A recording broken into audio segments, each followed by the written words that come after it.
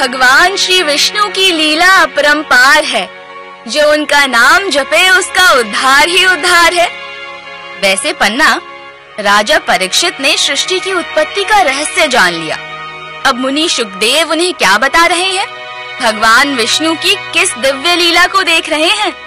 भगवान श्री विष्णु ने समय समय पर अलग अलग अवतार लिए हैं और इस सृष्टि के बड़े बड़े कष्ट हरे हैं। इन्हीं अवतारों को जान रहे हैं परीक्षित महाराज। शुकदेव जी बता रहे हैं उन्हें विष्णु अवतारों के सारे राज। राजन, भगवान विष्णु ने इस संसार में अलग अलग समय पर अलग अलग युगों में 24 अवतार लिए हैं, जिनमें से 23 हो चुके हैं और एक होना बाकी। इनमें से पहला अवतार है ब्रह्मा जी के मानस पुत्र सनत कुमारों का अवतार, जो हैं सनक, सनंदन, सनातन और सनत कुमार। जब ब्रह्मा जी ने सृष्टि की रचना के लिए घोर तपस्या की तो भगवान विष्णु सबसे पहले उनके पुत्रों के रूप में ही प्रकट हुए और इन ऋषियों के रूप में प्रकट होकर उन्होंने भक्तों, साधकों को तत्व ज्ञान का उपदेश देकर ज्ञान की स्थापना की। श्री हरि विष्णु का दूसरा अवतार कौन सा है भगवान? जब ब्रह्मा जी धरती पर सृष्टि का विस्तार करना चाहते थे तो उस समय पृथ्वी समुद्र में छिपी थी। तब भगवान नारायण ने वराह शरीर धारण किया और सूंघ कर जल में छिपी धरती का पता लगाया, फिर उसे खोजकर बाहर स्थापित किया। साथ ही समुद्र में दैत्य हिरणाक्ष का वध भी किया। वराह अवतार भगवान विष्णु का दूसरा अवतार है। उनका तीसरा अवतार है यज्ञ पुरुष का अवतार।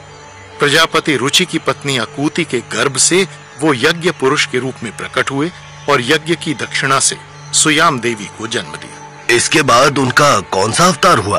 भगवान श्री विष्णु ने ब्रह्मा जी के यज्ञ में चौथा अवतार लिया था, हयग्रीव के रूप में। धर्म ग्रंथों के अनुसार एक बार मधु और कैटभ नाम के 2 शक्तिशाली राक्षस ब्रह्मा जी से वेदों का हरण कर रसातल में पहुंच गए। वेदों का हरण हो जाने से ब्रह्मा जी बहुत दुखी हुए और भगवान विष्णु के पास पहुंचे। तब भगवान ने हयग्रीव अवतार लिया। इस अवतार में भगवान विष्णु की गर्दन और मुख घोड़े के समान थे।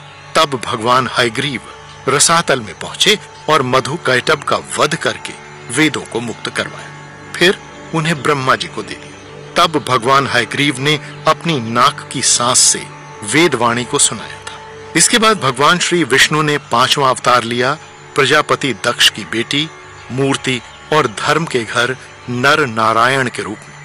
ये वो ही नर नारायण हैं जिनकी तपस्या को भंग करने के लिए इंद्र ने अप्सराओं को भेजा था और इनके प्रभाव से वो अप्सराएं अपना मूल स्वभाव भूलकर भक्ति करने लगी थी। नारायण अवतार में ही भगवान विष्णु ने सौतेली मां सुरुचि से अपमानित हुए उत्तानपाद के बेटे बालक ध्रुव को ध्रुव पद प्रदान किया। श्री भगवान ने 6ठा अवतार लिया, कपिल मुनि के रूप में। वो कर्दम ऋषि की पत्नी देवहूति के गर्भ से पैदा हुए और देवहूति के अनुरोध से उन्हें इसी जन्म में तत्व बोध कराया। कपिल मुनि ने सांख्य योग को संसार में फैलाया था। वो कहते हैं सुख दुख प्रकृति की देन है तथा पुरुष अज्ञान में बंधा हुआ है। अज्ञान का नाश होने पर पुरुष और प्रकृति अपने अपने स्थान पर स्थित हो जाते हैं। अज्ञान को दूर करने के लिए ज्ञान की जरूरत है, किसी कर्म कांड की नहीं। गीता में भगवान श्री कृष्ण ने भी कहा है, सिद्ध पुरुषों में मैं कपिल मुनि हूँ। इसमें कोई संदेह नहीं, कपिल मुनि ही श्रेष्ठ सिद्ध मुनि है। इसके बाद भगवान विष्णु ने कौन से अवतार लिए, कृपा करके बताइए। एक बार महान ऋषि अत्रि और उनकी पत्नी अनुसुईया ने प्रार्थना की थी कि वो भगवान श्री नारायण को ही पुत्र रूप में पाना चाहते हैं। इसलिए उनकी प्रार्थना को स्वीकार करके भगवान नारायण ने दत्तात्रेय के रूप में उनके यहाँ अवतार लिया। इस अवतार से भगवान ने यदु और सहस्रार्जुन का उद्धार किया। फिर उनका 8वां अवतार हुआ, स्वयं भुव मनु की 5वीं पीढ़ी। महाराज नाभि और उनकी पत्नी मेरु देवी को भगवान विष्णु ने आशीर्वाद दिया था कि वो खुद उनके पुत्र बनकर उनके यहाँ जन्म लेंगे। फिर उन्होंने ऋषभ देव के रूप में अवतार लिया और श्रमण धर्म और मुनियों की परंपरा बनाई। श्री विष्णु का अगला अवतार कौन सा हुआ मुनिवर? वो था राजा पृथु का अवतार। राजा वेन परम विष्णु भक्त ध्रुव के वंशज राजा अंग के पुत्र थे, जो एक बुरे राजा थे। उनके समय में संसार में बड़ी अराजकता फैल गई थी। लोगों ने धर्म और वेदों का पालन करना छोड़ दिया।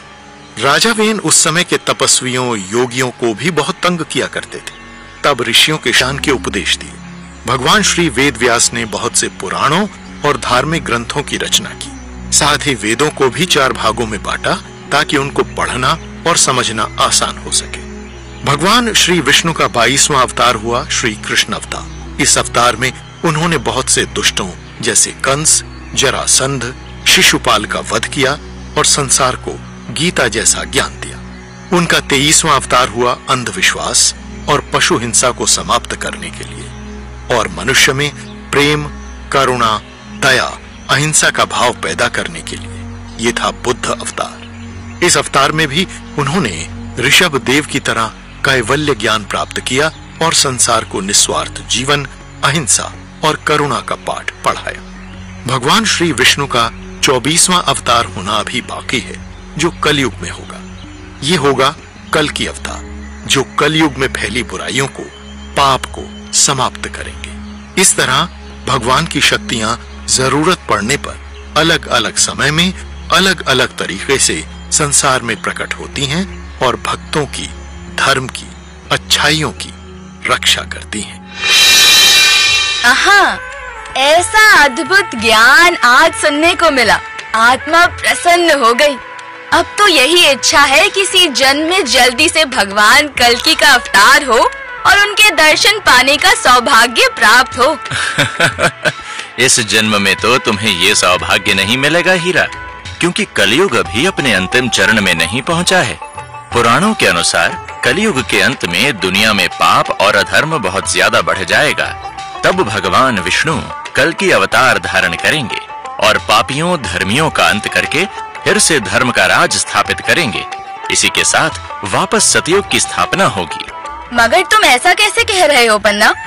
कलयुग तो कितना जोरों पर है। हर जगह पाप, अपराध, हिंसा है। नहीं हीरा, माना पाप, अपराध और हिंसा है, लेकिन धर्म, नैतिकता, दया, करुणा और सेवा भाव भी हैं। लोग प्रभु की भक्ति करते हैं और ज्ञान भी पाना चाहते हैं। अपने सुनने वालों को ही देख लो, कितनी बड़ी संख्या में आज भी लोग भागवत पुराण सुन रहे हैं, भगवान का नाम ले रहे हैं। तो इसका अर्थ है कलयुग का अंतिम चरण अभी नहीं आया।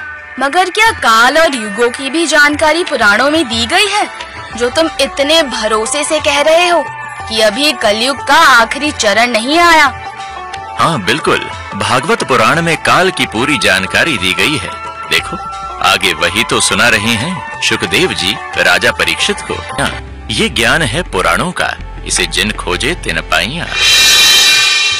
राजा परीक्षित, ये तो मैं तुम्हें बता चुका हूँ कि भगवान विष्णु हजारों वर्षों तक क्षीर सागर में योग निद्रा में लीन रहे थे और जब वो सृष्टि की उत्पत्ति के लिए जागे तो सबसे पहले उनकी नाभि से निकले कमल से ब्रह्मा जी की रचना हुई।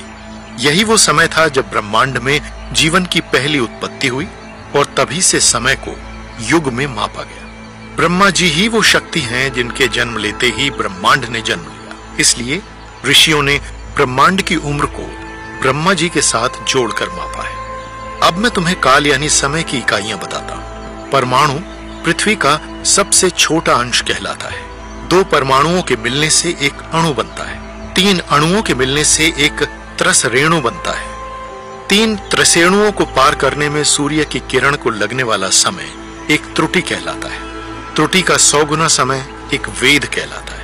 3 वेद के मिलने से एक लव और 3 लवों के संयोग से एक निमेष बनता है। 3 निमेषों के योग से एक क्षण बनता है। 5 क्षणों की काष्ठा होती है। 15 काष्ठाओं का एक लघु होता है। 15 लघुओं की एक नाड़िका होती है। 2 नाड़िकाओं का एक मुहूर्त होता है। 6 या 7 मुहूर्तों का एक प्रहर होता है। 4 प्रहर का एक दिन और 4 प्रहर की एक रात होती है। 15 दिन रातों का एक पक्ष होता है। पक्ष 2 होते हैं, कृष्ण और शुक्ल। 2 पक्षों का एक महीना होता है। 2 महीने की ऋतु है। 3 ऋतुओं का एक अयन होता है। अयन 2 होते हैं, दक्षिणायन और उत्तरायण। इन 2 अयनों का एक वर्ष होता है। ऐसे 100 वर्षों की मनुष्य की आयु होती। हे भगवान, समय की इतनी छोटी इकाई भी होती है। मुझे तो लगता था 1 सेकंड ही सबसे छोटी इकाई होती है। ये तो अभी शुरुआत है हीरा। अभी तुमने छोटी इकाइयां सुनी हैं। आगे सुनोगी तो हैरान रह जाओगी कि हमारे वैदिक ऋषियों ने समय को कितनी बड़ी से बड़ी इकाई में भी नापा हुआ है। जैसे हम धरती द्वारा की जाने वाली सूरज की परिक्रमा के आधार पर 24 घंटे का एक दिन मानते हैं और उसे दिन, रात, घंटे, मिनट, सेकंड में मापते हैं, इसी तरह से हमारे वैदिक ऋषि मुनियों ने इस पूरे ब्रह्मांड के जन्म के समय को ब्रह्मा जी के दिन, रात, कल्प, मनवंतर और युग में मापा है। आगे सुनो शुकदेव जी क्या बता रहे हैं।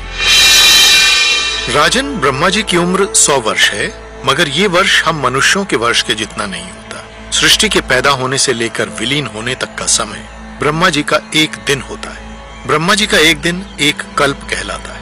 हर कल्प के बाद प्रलय आती है, यानी धरती पर जीवन विलीन हो जाता है।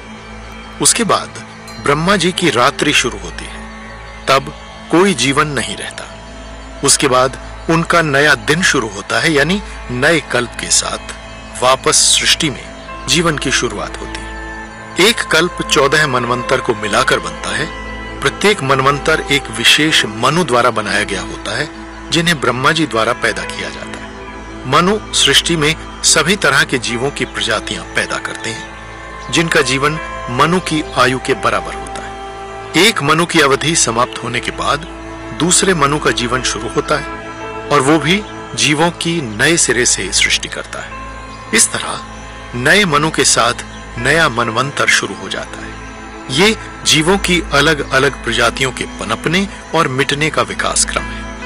इस पूरी विकास प्रक्रिया में जरूरत के अनुसार भगवान विष्णु समय समय पर अवतार लेकर सृष्टि के विकास को सहारा देते हैं। इस तरह ब्रह्मा जी के एक दिन यानी एक कल्प में 14 मनवंतर आकर समाप्त होते।